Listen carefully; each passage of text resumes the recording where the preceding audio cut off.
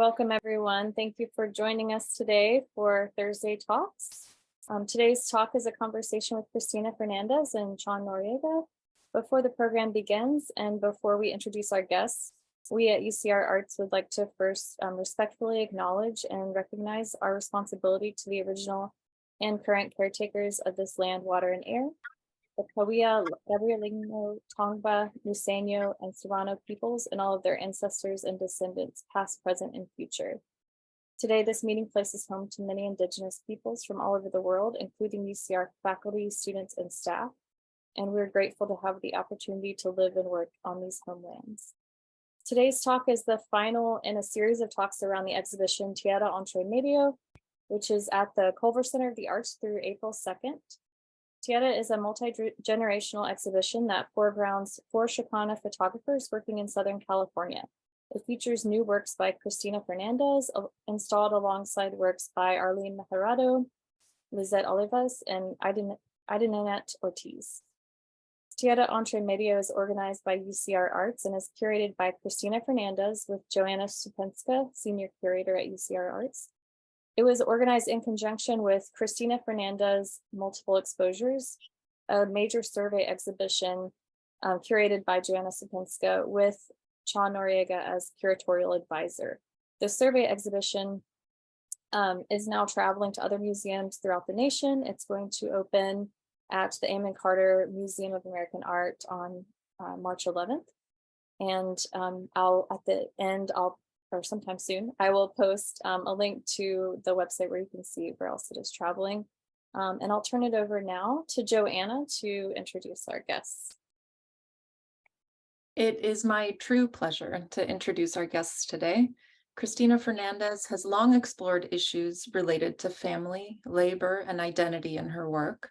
Her newest bodies of work, seen for the first time in Tierra Entre Medio, offer new meditations on life in Southern California.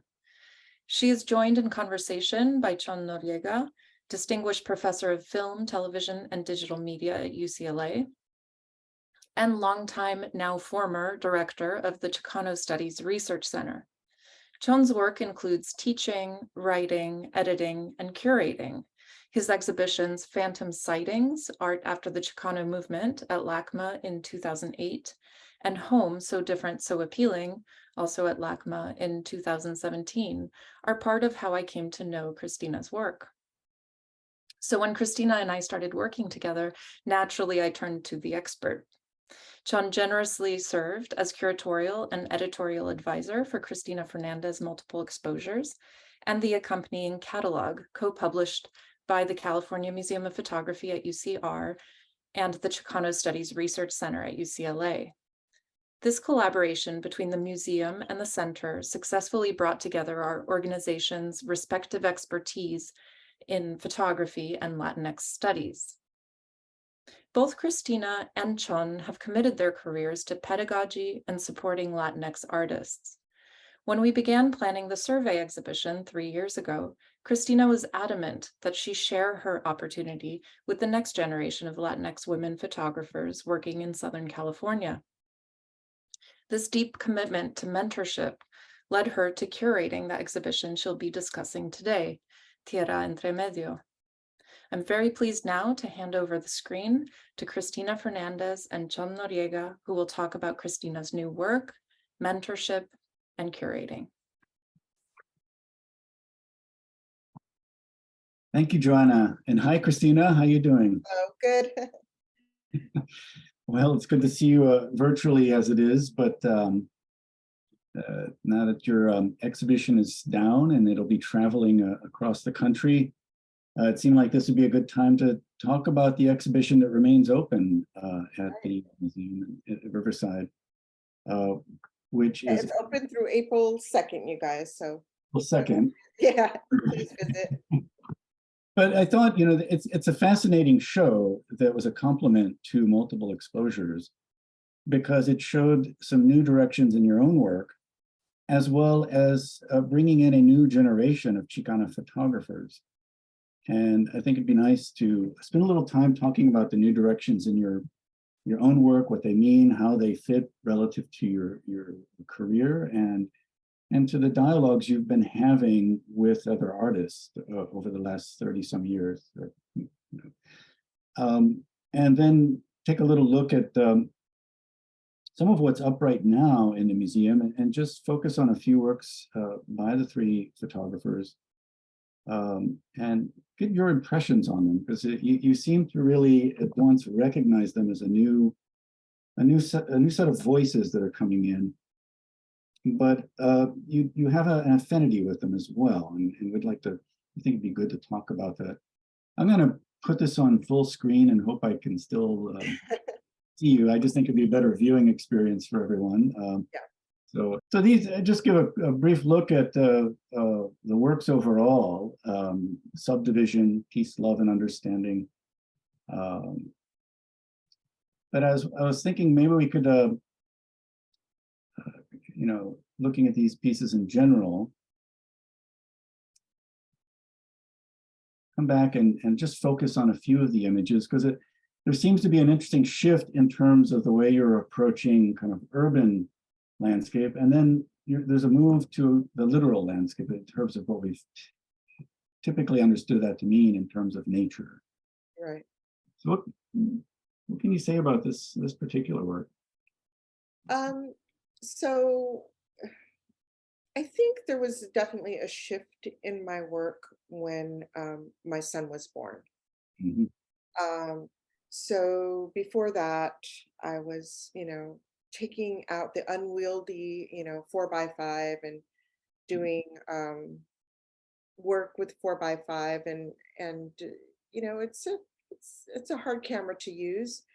And when my son was born, I used to like to take him photographing with me, but there was no way to do it with that camera. So I transitioned to a Hasselblad, and I started working in my neighborhood, so places that were close to me. So the first series that came out of that was Sereno. Yeah. And I was using a Hasselblad there. And then I went on to a digital camera. And the next series of work that really heavily involved my life with my son was View from Here, which was taken basically on road trips that we would do.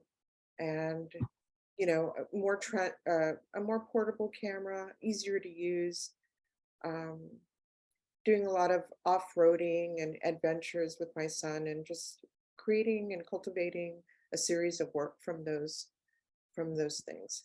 And now I'm really looking at, sort of similar to Sereno, I'm really looking at my life and my life with my son, who is, getting older. He's an older teenager. He's getting ready to leave the nest. I think I'll have him for a little while more, but he's definitely, of course, more independent, as teenagers should be. He drives, he has a girlfriend. So I'm really, this sort of suburban nightscape series is something really kind of examining my relationship with him and how he is becoming his own person. Mm. And that thing that happens with children, right?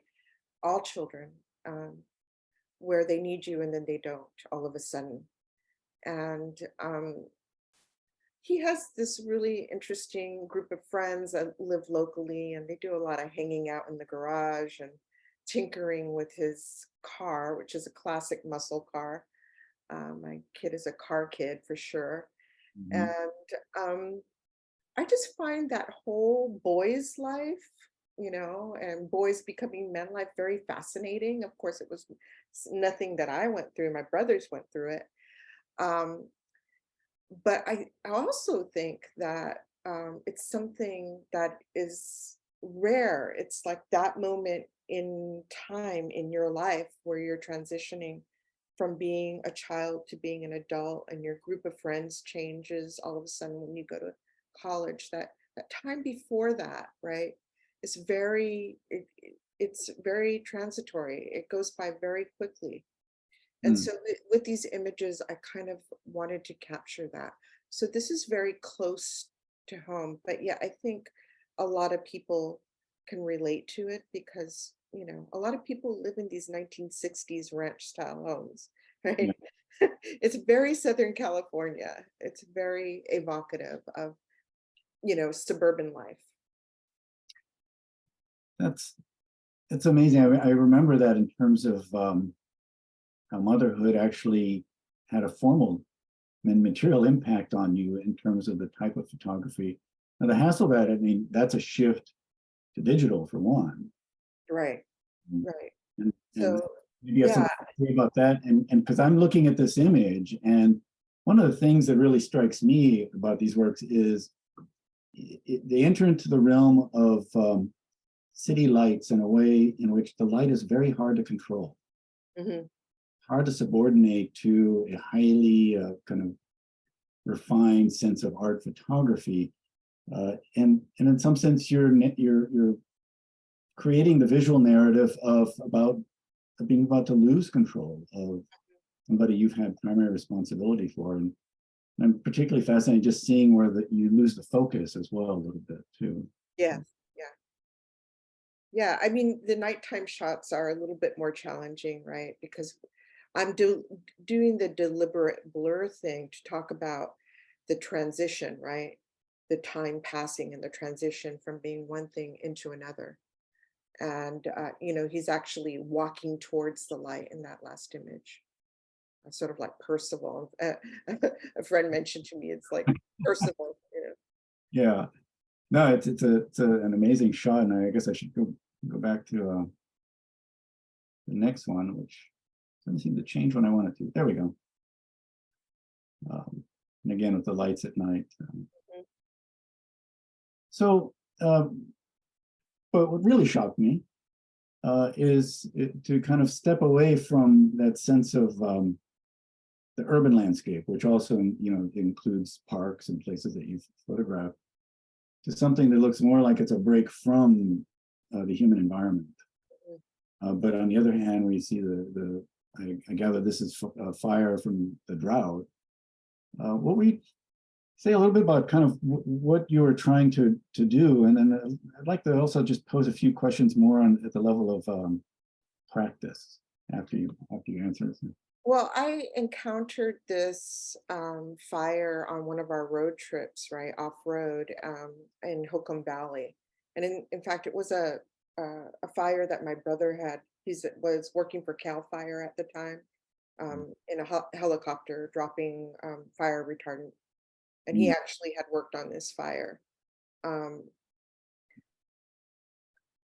what was interesting for me, and of course I had seen a lot of photographs of, you know, fire force after a fire, and I felt like what I wanted to do with these images, with these burn area images, is return. So it was something that I had started with American Trailer, where I photographed this American trailer 3 times.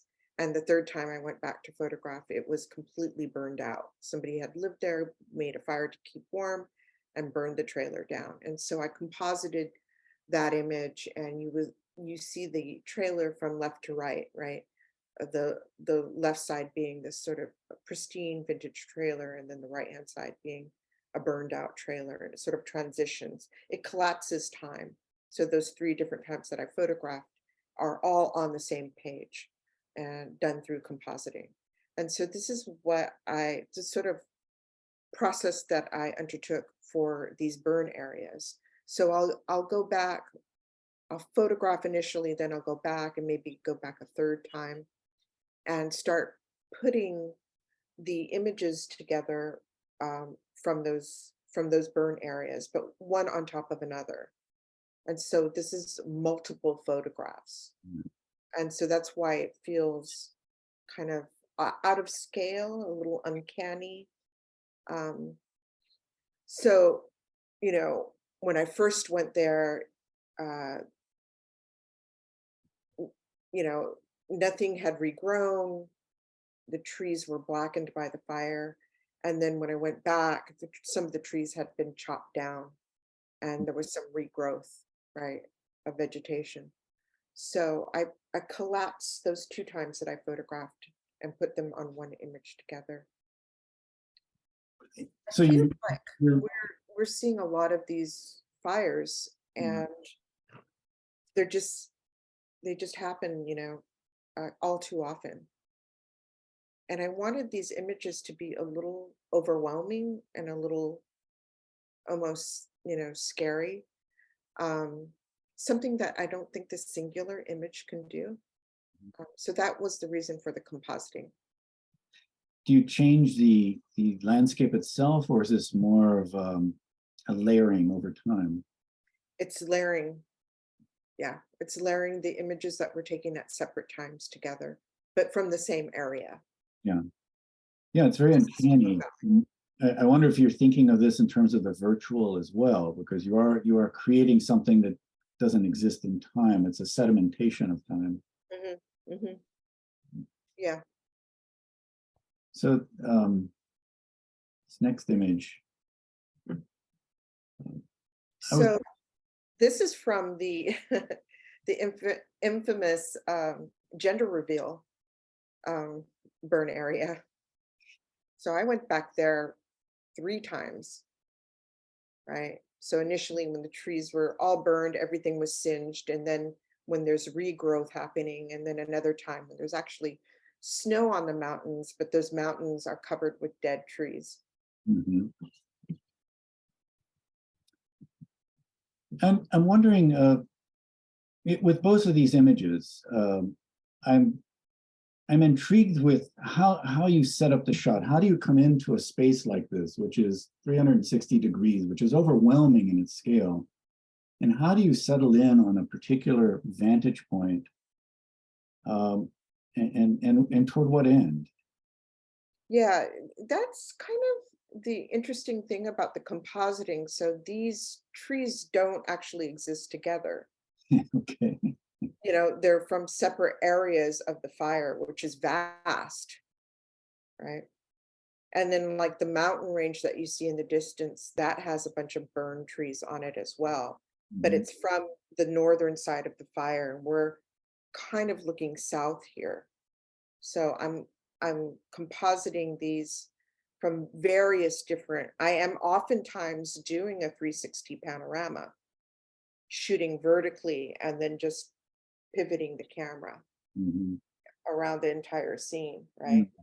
And then going through the images and seeing what makes the best composition. Mm-hmm. And how do you feel about this as in terms of your constructing space, essentially? Yeah. What are your thoughts about that, or where do you think it's heading? I think that what I'm seeking to do here is not, okay, so a singular photograph of one point of view of the fire, I don't think may or may not have the camera fails. Yeah. What the eyes can see. See, the eyes can see because they're controlled by us. We can see, we can do that 360 panorama. We can focus on something near and focus on something far. The camera cannot really do that at any one time. So what I'm trying to, I guess, emulate is that thing that happens when we're in the landscape, right? And we're looking here, we're looking there, we're focusing on different areas, and we can, by the simple turn of our body, capture with our eyes this space, right? Which the camera can't really do unless you're doing a digital video. So in some ways, this is it seems like it's expressive of a frustration about encountering the space between ocular vision and photographic vision. Yeah. When it comes to the larger landscape, your urban photographs seem to work within a more theatrical framework of defining a space that already exists and then looking within it. Well, I think too, some of that has to do with the use of the 4x5. Yeah. And how immovable it is once it's set up. So what happens with the 4x5, you're looking through that ground glass, and it is almost like a stage. Yeah. These will enter and they will exit, and you're looking at the ground glass behind underneath a cloth, and it's almost lit, right? Like a stage in a sense, although it's upside down. The whole thing is turned upside down, but it is more like a stage for sure. Whereas a digital photography, because of the size of memory cards, our ability to photograph as many photographs as we want to, is completely different experience. Mhm. And so, yeah, I think that observation is really interesting. This idea of the stage and how these are a lot less stage-like for sure. Yeah. It's really interesting what you're doing, and I'll be fascinated to see where you take this in terms of future photographs. I'm wondering if we could wrap up this part with a kind of a broad question, but I'm wondering where a series like this takes you in terms of the impact of someone like Louis Baltz early on in your career, in terms of how to bring a certain approach to the urban environment and how to elevate things that are usually incidental or marginal at best into an object of intense scrutiny and reconsideration on terms different than the functionality of that space or object. Yeah. Well, I think with each photographic project, I take a different approach, right? Either with equipment or time of day or different subject matter, whatever it may be.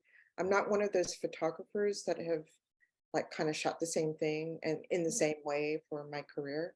I mean, every series of work is very different, and it takes some time also to resolve, right?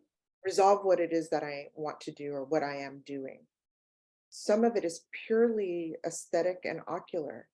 I mean, my attraction to the subject matter may be purely aesthetic and ocular, It's like I see this thing. This is an amazing thing. It may be a tragic thing to look at and to photograph. And then I'm going to try to find some way to convey that feeling or my reaction to that visual stimulus in some way, because the camera can't really do, again, like what our eyes and our minds do.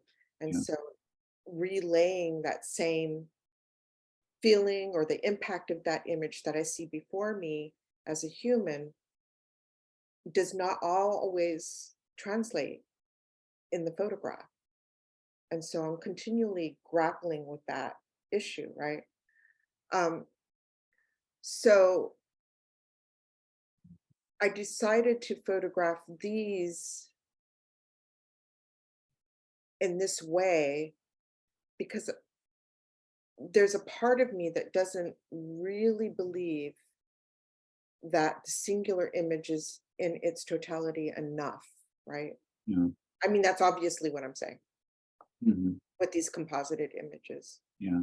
So that's very, very different from, say, what Louis Baltz used to do, although he used multiple images many times. So he would grid, right? So I'm sort of gridding, but the grid isn't visible. The grid is hidden in my digital document. No, you've made several different arguments towards the fact that the photography is not perfect. It's not a pure index. It's always relational to the space, and it's always limited. And so is our vision. It's just different. Yeah. Right. So, and I'm glad you brought that up. You really are a photographer who's not following a formal or even thematic mission and sticking to it. You're really following and raising and exploring different types of questions. And I've really loved your narrative work, your attempt to kind of look beneath the surface of different urban environments and the things that are being hidden behind facades in particular. So I think we should go on to the other part, and starting here with the last image of yours that is in this exhibition, and it's also opening the doors to three younger photographers whose work in some ways is in an interesting dialogue with yours, but it's also very distinct to their own, the stories they have to tell, as well as the kind of formal questions that they're asking. So we have Arlene Mejorado on the left here, and then Lizette Olivas. And here's Lizette again on the left, and Aydinaneth Ortiz as well. And then on the I think that table there is Arlene's work. Yeah, that's part of the work on the view of the three of them. And I wonder if we can just focus on each of them now. We'll look at a shot of several works and then look at two specific pieces and just get your take, because I think that obviously you're curating this, you're seeing something there that is unique to them as something that needs to be brought into the world, and you're, as a curator and as an established artist, you're making these selections, and it's not the last word on their work, but I'm just intrigued by some of your thoughts about Aidi's work here. As we've got Arlene Mejorado as well. And then here we'll come back to Aydin, but Arlene, this is one of two works that we'll show that's in the exhibition. If you could just say a little bit about what you feel she's doing with this work, and we'll look at the one that follows it as well. I really love this series. This, oh God, was it last year? About the same time, I think. I was invited to do some grad crits, studio visits / crits with the UCSD students, grad students. And I was really just blown away by Arlene's work. Actually, I was blown away by everybody's work there. It's an incredible program. Mm-hmm. So I spent some time with Arlene talking about this series of work, and immediately, was thinking that the engines were running. How could I exhibit this work? And then shortly after, I talked with Joanna about Arlene's work. But this is a series of work where she's taking photographs from her family archive and blowing them up, making them larger on sort of like banners with grommets on them, and then placing them in or near this building where the photograph took place. So this is her cousin Anna's apartment. Well, she's not inside, she's outside. Mm-hmm. And I felt so much like this reminded me of, this is I think a different work. This reminded me so much of what I was trying to do in a sense with Manuela Stitched, with just showing the facade of the building. And then it was the signage that pointed to the people inside. In this case, this is somebody Arlene knows, is part of her family. But the architecture is also very interesting and important to look at, right? Yeah. So, living in LA, whizzing by in our cars by these buildings where people live, we don't know their stories. The buildings could be provocative enough to photograph, but yet there's people living lives in these buildings, in these homes, apartments. And I just love the fact that Arlene was sort of taking her family archive, re-photographing it, and in a sense reclaiming it by re-photographing it, right? I'm just noticing that the title on this auto-corrected on me, Fragmento. What's fascinating is it's conjuring up the family archive, but it's bringing it out, as you say, into a public space. How do you feel this is an art photograph of family photographs? How do you feel that that's engaging with, say, the art, the photography canon, as it were? Well, I think at least one of the reasons I related to the work is you know, like for instance, Maria's Great Expedition, where I'm kind of reenacting my grandmother and reclaiming her history for myself by acting as her, right? And rephotographing those moments of her life, Mm, right? So what Arlene is doing in this photograph is she's holding a family photograph against the wall of her grandmother's home mm. in And, Guadalajara. and And she's doing this back and forth, right, project where she's traveling to her grandmother's home in Mexico, photographing, coming back, and then going back again and photographing other things. And each time, you know, the photography process gets a little more complicated, and the breadth of the work changes a little bit. mm, And so this is Arlene photographing herself, photographing a family you know, photograph. she's very precise that you need to know the place. You need to know where this took place. Yeah. We can recognize it as public, as a certain kind of public. It's the spaces outside of private spaces. Yeah. Next we have Lizette Olivas. This is a series, Land of the Lost. We have this particular work here, which kind of fascinates me. It kind of reminds me of Osco in a way, just kind of Very much so, the lighting, right? And and that Harry Gamboa use of street lamps. then just coming across this domestic object in the middle of the street. Yeah. What's happened and everything. So how would you define this? It's a kind of urban portraiture, oddly enough, by way of objects. Yeah, I mean, you know, her work documenting and photographing the people of her neighborhood in San Bernardino um, is almost like, for me, like a photographic diary of her life, Mhm, but yet it doesn't feel diaristic. mhm, It doesn't feel like it's about her. It's about her relationships, yeah. I think, to the people that she photographs. And in this particular case, this was a project she did when she was an undergrad at UCLA, where Mhm, she took this couch to all these places and photographed the couch, like in these odd places in her neighborhood, um, because she had to get rid of this couch. But yet so many things, so many memories, so many friends had sat on this couch, right? So mhm. we have the photograph of our friends partying or in our houses, having a good time. But we also carry that with us, right?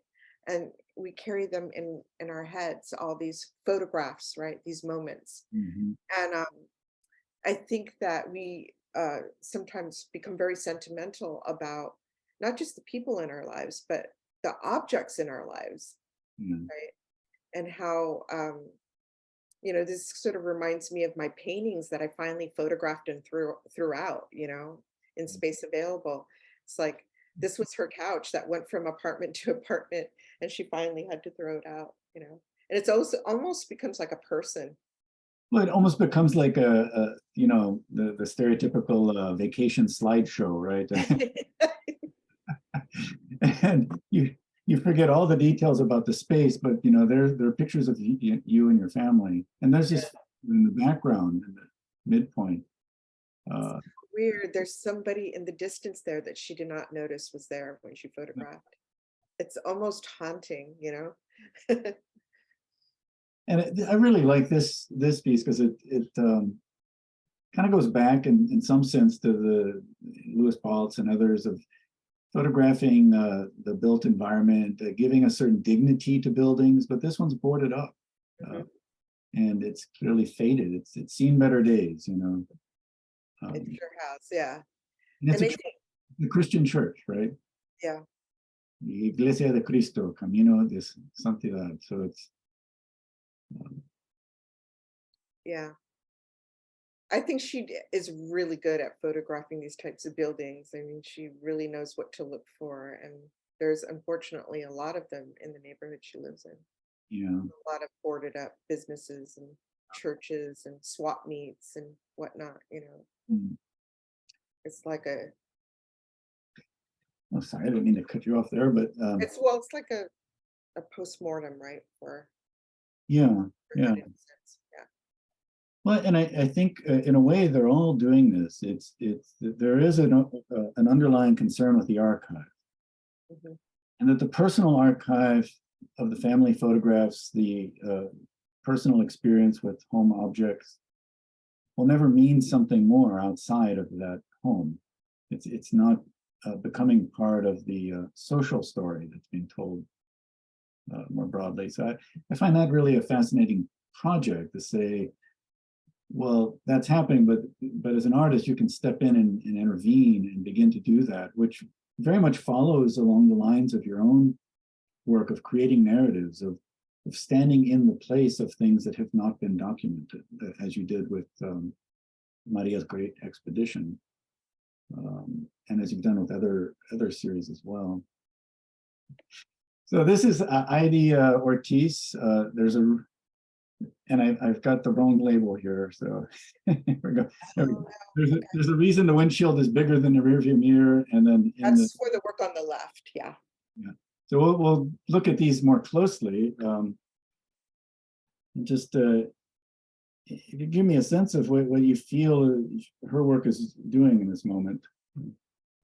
Well, you know, she's working with a larger camera. You know, she's working with a 4x5 view camera Mhm. and taking it to basically our local beach. This is where she grew up in Long Beach. Yeah. So, you know, as you know, Long Beach is this really sort of, there's all this confluence, right, of different forces, right? It's very industrial, right? We have, you know, a major harbor there. Mhm. We have the oil refineries. We have, you know, even this weird ship out there, the Queen Mary, right? And then we have people going to the beach and enjoying themselves on the beach. So there's all of these interesting things that are happening in this landscape at one time. And I think that's what initially drew her to photograph uh, the Long Beach area. Yeah, but she's doing a long exposure here, so you're getting a sense of the movement of bodies and a ghosting of them at the same time. Yeah, they're very long exposures. They look like to be 1 or 2 seconds. That's long for photography. Yeah, and it's interesting because it makes the people active. It also makes them less documentable, as it were. It's they're more part of the scenery, right? They contribute to the ambience of the photograph of the space. But it also, slowing down that shutter also gives us the advantage of using a smaller aperture, and that will give us this incredible depth of field that she has in the images. So we can see every detail from the foreground, middle ground, and background in high definition, right? Mhm. Beautiful resolution. So I think she's opting for that. You know, the blur is intentional, but I think the extra gift that the camera gives you is that you get to use that smaller aperture that'll give you that beautiful detail in the distance. Well, I love that it allows you to see that background in detail without turning the human figures into statues, as it were. Right, right. It reminds you of time as an element. Mhm. Yeah, they're just beautiful. I really like this, this kind of, I guess, a diptych. But what can you say about this? It's kind of a Well, I fascinating. think it's about looking forward instead of looking back, Mhm. right? So looking out the windshield rather than looking in the rear view mirror. Mm. So some of the work in the show um, addresses basically a family tragedy that happened in Idi's family. Mhm. And I think 3 or 4 bodies of work came out of that family tragedy. Mm. And I think this piece and the LBC pieces, the landscapes of the beach, are a way to move on from trying to resolve that tragedy photographically and moving on to something else. So I think this piece is like that transition. It's that statement saying, you know, I'm going to go forward now. It's time to go forward with my vision, right? With my camera, with my vision. Now, these photographers are representative of a new generation that still needs to be defined. They're roughly in the kind of generational cohort of folks that you're teaching as a photography professor. Yeah. They're a little bit older. A little bit older, but you know, you've been teaching a while, and Yeah. I'm wondering what's different here. What is new in terms of, say, for example, the relationship to photographic history, in terms of the relationship of photography to the body and to performance and to memory. Do you see any really kind of turns that are being taken that we should be paying attention to? Oh, I think that I don't know that that much has changed. I do see, you know, this sort of ease with technology, I think is one of the big ones, where these young women are completely comfortable with the technology of photography. You know, most of the prints are printed by them. The photographs are either digital or scanned film. If they're not doing their own scanning, they're, you know, farming it out somewhere. But there's such an ease with the different right media of photography, whether it be digital or film, whether it be printing or taking a photograph. That's something that I think really helps the work grow when you have that technical ability under your belt. I think that that gives an opportunity for the work to grow in terms of concept and approach. So I think that's one of the major things. I really struggled with the technological part of it. And sometimes, you know, had to shoot quite a lot until I got it right. But I see like an ease. There's an ease with the language, with the photographic language here, and how photography communicates, right? In some ways, they were born into it. This is the iPhone generation, the social media generation. And I remember doing photography in the 70s, you know, developing my own and everything. It was very cumbersome, and every roll of film cost something. Once you have the iPhone, once you have a digital camera, you can go nuts. Yeah. So maybe that is partially what kind of explains that ease with the technology, you know. I do think you have to make a lot of mistakes to learn, and digital gives you a different access to that than film. Sure. I think it's important technology. These aren't the only three up and coming Chicana photographers. Oh, there's so many. I know Star Montana, somebody that I worked with when I was director of the Chicano Studies Research Center, doing work in it. It's different, but it's in a similar vein in terms of the everyday, documenting the everyday. But I think it's also important to acknowledge the up and coming curators.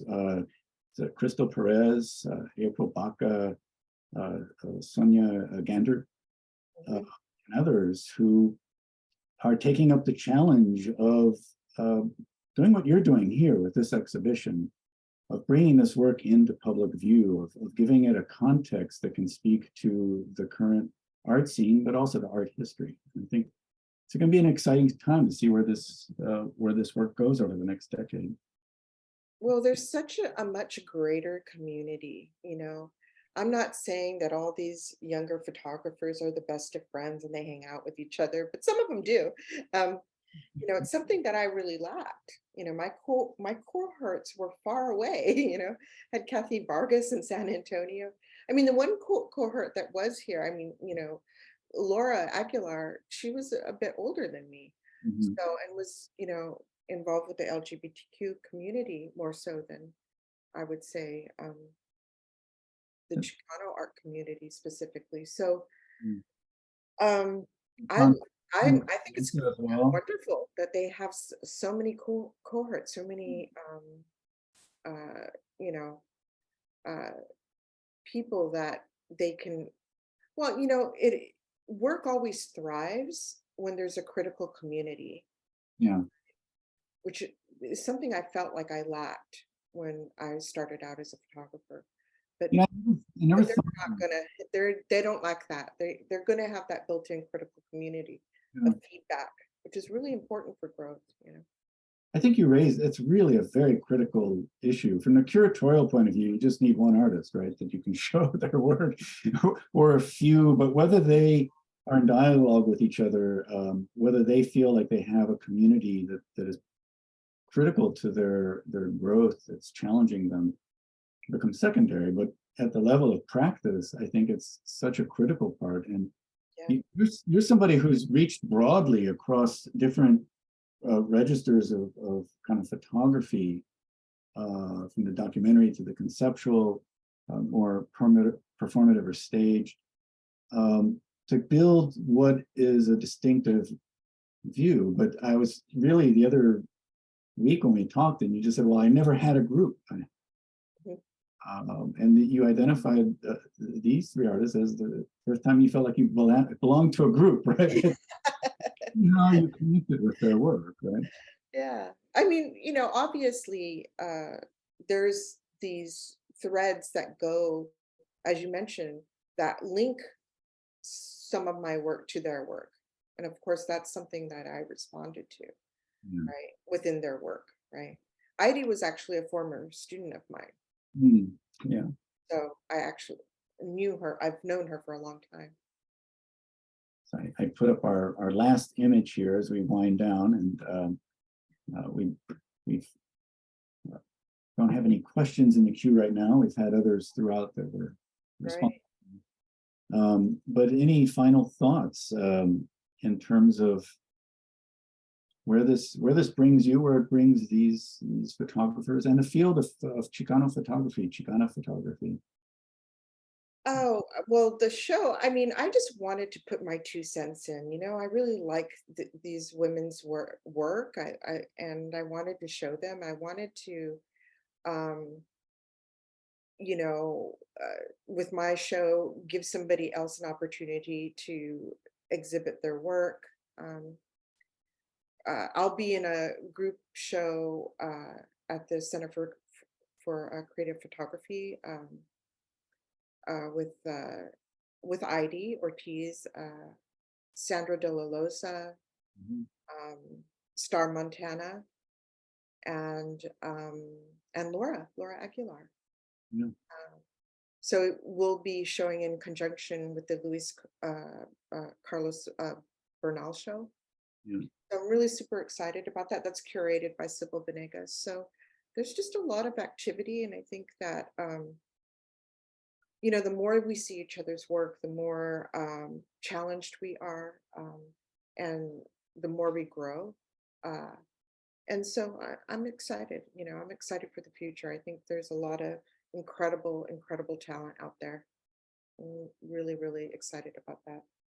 I agree. It's great to be able to see this. And I know when I first approached you about the From the West Mhm. 30 years ago, I had found 6 photographers. They were spread across the whole country. Right, exactly. The nation.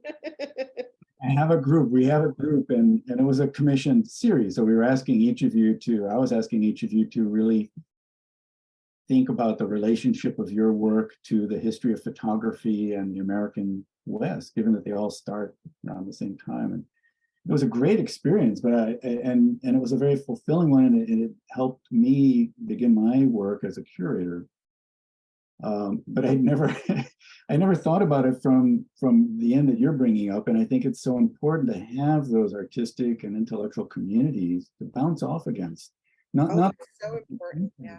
to sharpen your own point of view and what you bring to it. So we do have some questions. The first one, Liz Gonzalez. I'm wondering if you had a chance to see reflections of SB. Is that something about us, or is it your thought? Reflections of SB is a curated citywide exhibition celebrating diverse creative community and uplifting our local economy. You familiar with this exhibition? No.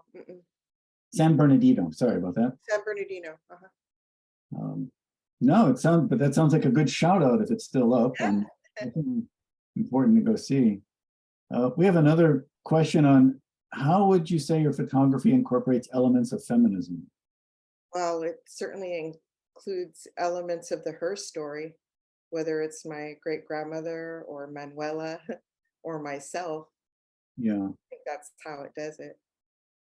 I mean, what struck me is you have a wide range of influences or dialogues, and what we've talked about in terms of your work is seeing Carrie Mae Weems, Ellen Ranton, Adrian Piper, Ana Mendieta, Cindy Sherman.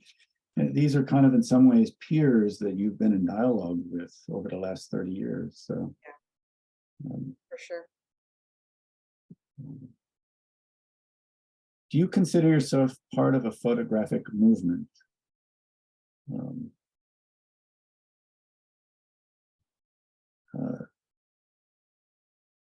So No, I don't. This is Arlene. I don't see myself as a part of a photographic movement. I think that's sort of like the problem, is that I just felt like I was out there toiling all by myself. There was, of course, some people like Laura Aguilar, like Harry Gamboa, but we were separate on our separate paths, doing very different things, I think. So no, I don't. Well, when did by the time you started, the kind of actual, the kind of more active on the streets kind of elements of the Chicano movement were kind of in the rearview mirror. Some of the changes that have been affected, like the development of Chicano studies, were certainly in place. Right. But the idea of an ongoing social movement wasn't really pronounced. It had become more institutionalized in certain areas, and it had not changed in other areas in that way. I think we're getting near our end here. We have a 7 o'clock end point, but I wonder if you have a final word as we close. No, I'm just really glad to have this conversation with you. I hope you enjoyed the show. I think it's brilliant. I think these young women are totally in their element, and so on to the next, right? No, absolutely. And in the chat, there are links to the talks by the other 3 artists. And in the chat, we're still getting some questions for aspiring photographers. And this one will be our last question: who want to photograph intersectionality?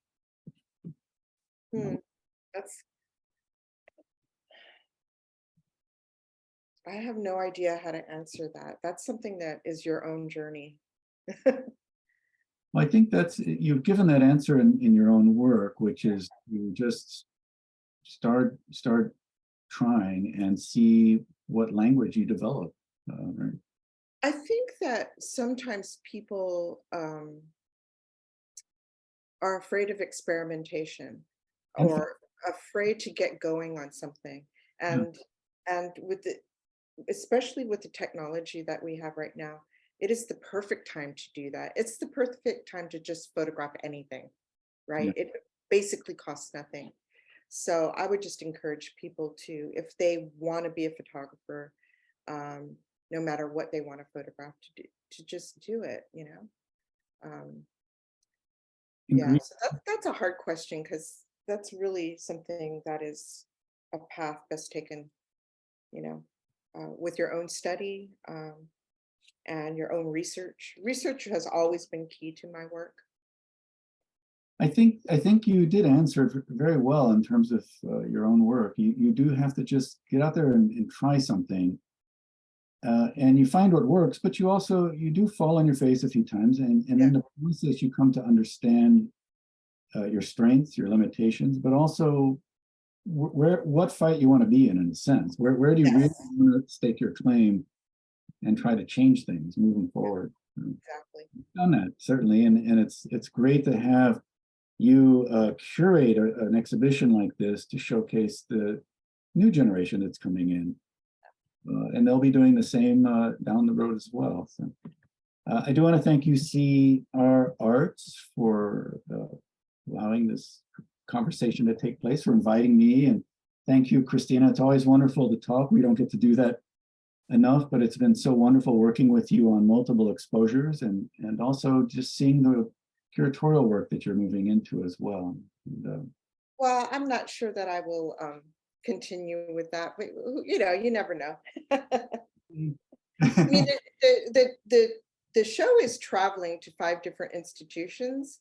If they have an open space, I'd like to see maybe people be open to curating a show of young Latinx photographers in the different areas that the show is traveling to. That's just food for thought. Yeah, absolutely. So thank you, Lindsay and Joanna, for the wonderful introduction. And where do we go now?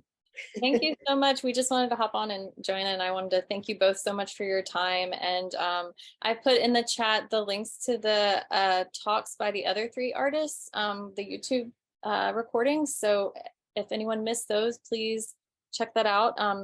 It's really incredible to hear directly from them. And I also put in the traveling itinerary for the survey, for Christina's survey exhibition. So hopefully it's coming to a museum near you. And again, just thank you so much for your time, and please come see the Tierra exhibition before it closes on April 2nd. Excellent. Have a good evening. Thank you, Chon.